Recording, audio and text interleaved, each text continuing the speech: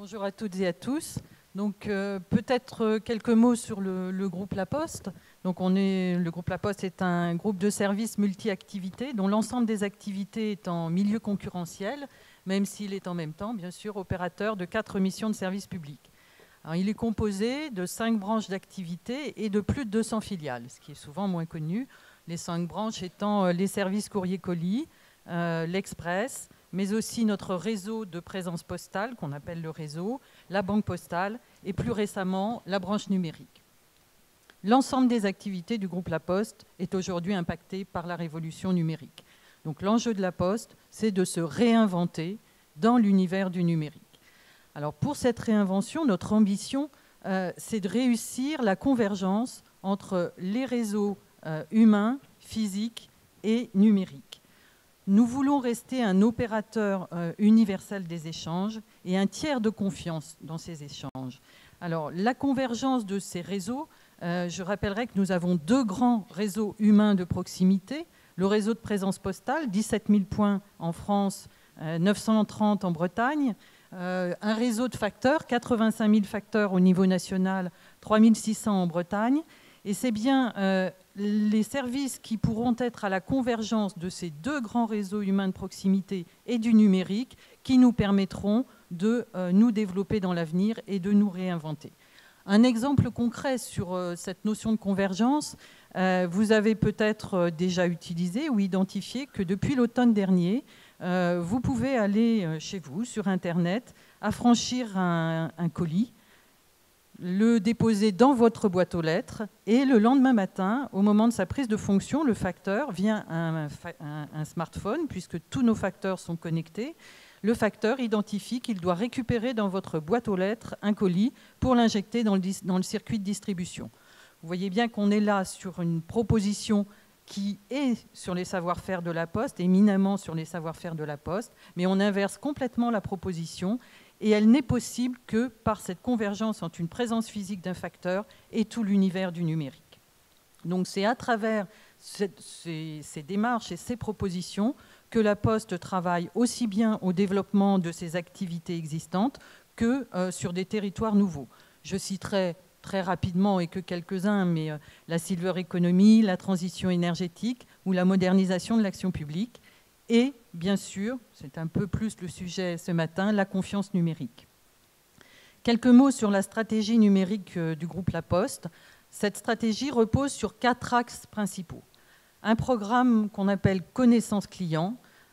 Quel que soit aujourd'hui le canal d'accès à un service de La Poste et quelle que soit l'entité qui rend ce service, nous allons, à travers un compte unique client, pouvoir identifier ce client, l'accompagner dans son utilisation de poste et lui proposer des services personnalisés. Un deuxième programme concerne la création et le développement de bouquets de services numériques. Un exemple, ce qu'on appelle Login La Poste, qui est en fait une proposition de e-gestion administrative et personnelle qui combine à la fois une identité numérique. Et là, on est bien dans l'univers de la sécurité et de la confiance. La Poste est un des rares opérateurs agréés pour délivrer des identités numériques. Donc, identité numérique, coffre-fort numérique et plateforme d'objets connectés. Troisième programme, le développement justement d'un hub numérique qui est universel et sécurisé, associé à un programme French IoT de développement des objets connectés. Dernier programme, et non des moindres, et ça fait bien sûr écho à des choses qui ont été évoquées, un programme très ambitieux de formation et d'acculturation des 260 000 postiers à cette révolution qui est en marche.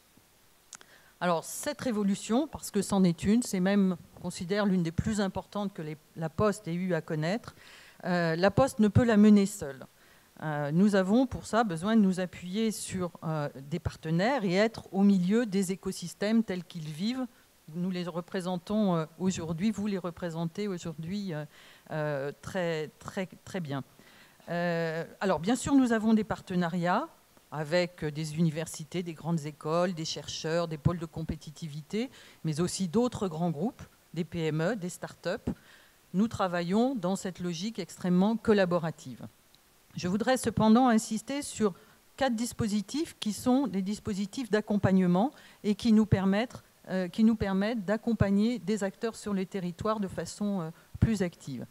Tout d'abord, nous avons un Starting Post, qui est un accélérateur industriel qui nous permet d'accompagner des startups dans le développement de leurs projets. Nous avons aussi quelque chose qui s'appelle le FTISIO. Ce n'est pas extrêmement joli, mais ça veut dire le fonds transverse de stimulation de l'innovation ouverte. Et il permet de soutenir des projets menés par une des filiales du groupe La Poste avec une PME innovante ou une start-up. Nous avons aussi un appel à projet intitulé French IoT. Donc on est là sur un appel à projet pour identifier des start-up dans l'univers des objets connectés. Et puis, nous pouvons aller, bien sûr, dans certains cas, jusqu'à l'investissement au capital via une business angel.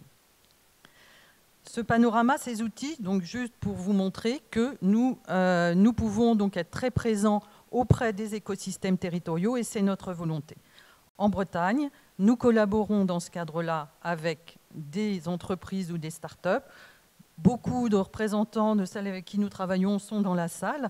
Alors je citerai Niji, qui est une PME innovante qui travaille sur notre hub numérique et DigiPostPass. Mais nous avons aussi des startups que nous avons accompagnées. Sophie Deniel interviendra ensuite, mais il y a le représentant de Ticatag, start-up de Lannion, qui travaille pour le réseau La Poste.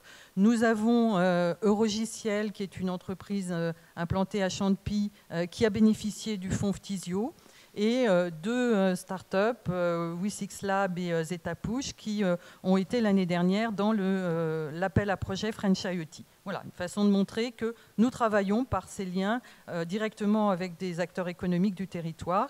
Des partenariats, et je vais en terminer là, des partenariats, bien sûr, alors très forts avec Télécom Bretagne, nous avons des contrats de recherche et des actions communes, mais bien sûr les deux French Tech, nous sommes présents et partenaires.